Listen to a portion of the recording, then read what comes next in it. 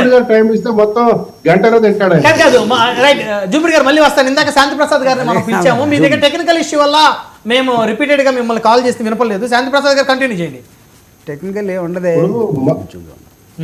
Technical గా ఉంటదిలేండి, ఎందుకంటే మాది లేకపోయినా మీరు క్రియేట్ చేయగల సమర్థం లేదు. పోతే అంశానికి వస్తే మహానాడు చాలా హుందాగా గౌరవంగా వారు జరుపుకోవడం జరిగింది. వారి భవిష్యత్తు దిశ అనేది పార్టీ పరంగా ఏ రకంగా ఉండాలి అనే దాన్ని కూడాను వారి అగ్రనాయకులు చెప్పడం జరిగింది.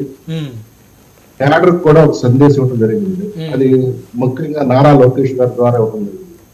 విడాకులు అలగలు ఇటువంటి ఏముండవు, అంటే కొద్దిగా అబ్బాయిలు మీరు కొద్దిగా జాగ్రత్తగా ఉండండి, తోటి మిత్రులతో కొద్దిగా సంయోజిత ఉండండి, ఇటువంటి విభేదాలు లేకుండా చూసుకోండి. ఈ కలయిక దూరదృష్టితో పెట్టుకున్న కలయిక, రాష్ట్రం కోసం పెట్టుకున్న కలయిక, అందరూ మారాలి అనే సందేశాన్ని ప్రత్యేకంగా పంపించడం జరిగింది. ఇది చాలా ఆహ్వానించదగ్గ పరిణామం. కాకపోతే మా మిత్రులు వైసీపీ వారికి మటుకి ఇంటి కోత గొడ్డల పోటు లాంటి పరిణామం కాబట్టి వారు అట్లా. ఇకపోతే 3 రాజధానులు అన్నవాడికి 3 చోట్ల పీకి ఎట్లా కూర్చోబెట్టారో అంకెలు మాత్రమే చెప్తాను. కోస్తా ఆంధ్రాలో 89 అసెంబ్లీ సీట్లు ఉంటే ఇచ్చింది 2, దర్శి ఎర్రగొండపాలెం. ఉత్తరాంధ్రలో 34 సీట్లు ఉంటే ఇచ్చింది 2, రాయలసీమలో 52 ఉంటే ఇచ్చింది 7. అందులో కడపలో ప్రత్యేకంగా పాపం అమ్మాయి ఎస్సీ బద్వేలు నియోజకవర్గం మన వాడు పులివెందుల తప్పితే మిగతాది ఏమీ లేదు. అసలు ఆ కడప ఎంపీ సీటు కూడాను అక్కడ కాంగ్రెస్ అధ్యక్షురాలు ఉంచకపోతే అది ఖచ్చితంగా కూడా వైసీపీ వ్యతిరేకంగా వచ్చేది. కాబట్టి వీరి ఒక ఘనత, వీరు ఎందుకు కడప మహానాడు, ఇది కడపలో మహానాడు జరుపుకున్నారు అంటే ఒక ప్రత్యేకమైన కారణం ఉంది. వీళ్ళు మాట్లాడితే 175 అంటూ why not Kuppam, why not Mangalagiri, why not Pithapuram అంటూ మొదలు పెట్టాడు కదా. పైగా సిద్ధం సభల్లో మా అధినేతల ఫోటోలు పెట్టించి కిక్ బాక్సింగ్ నేర్పించారు కదా వాళ్ళ కార్యకర్తలకి, ఎట్లా ప్రాక్టీస్ చేయాలో పాపం. జనాలు కిక్ బాక్సింగ్ కొడితే మైండ్ బ్లాంక్ అయ్యి వెళ్ళి ఎక్కడ పడ్డారో అందులో మన రాష్ట్రంలో కూడా ఉండట్లేదు ఇప్పుడు. కాబట్టి కొద్దిగా పద్ధతులు, కొద్దిగా హద్దులు, కొద్దిగా మర్యాదలు, కొద్దిగా సుత్తులు కూడా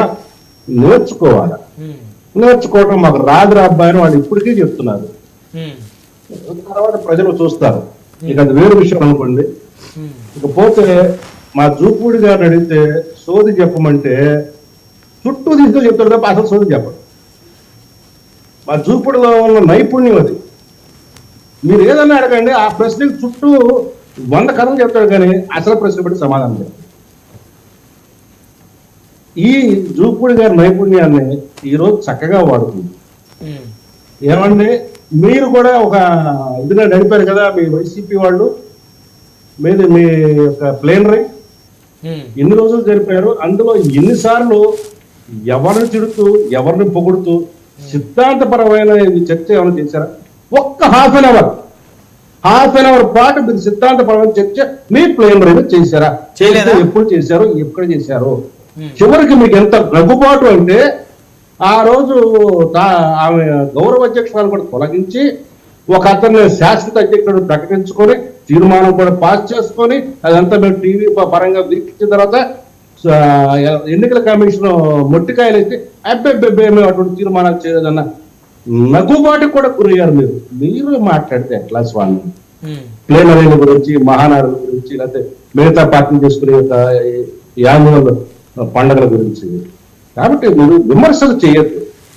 మీరు మీకు మీరుగా విమర్శ చేసుకోండి. మీకు మీరు ఎట్లా ఎదగాలో చూడండి. వైనాడ్ ఇప్పుడు మహానాడు రేపు కడపలో ఏమో 10కి 10 మొత్తం స్థానాలు కొడతారేమో. ఈసారి కడప పార్లమెంట్ స్థానం కూడా మీకు దక్కకుండా పోతుందేమో, పులివెందుల కూడా పోతుందేమో. ఎవరు చూడొచ్చాడు? ఎందుకంటే ఆ ఎమ్మెల్యే రావట్లేదు కదా అసెంబ్లీకి. కనీసం పులివెందుల ప్రజల యొక్క సమస్యలు కూడా చర్చించట్లేదు కదా. అటువంటి వాడికి ఎందుకు ఎమ్మెల్యే? అతని చేతిలో ఎందుకు పెట్టాలి టికెట్? ప్రజలు ఆలోచన చేస్తారు, ఖచ్చితంగా ఆలోచన చేస్తారు. చేయనంటారా?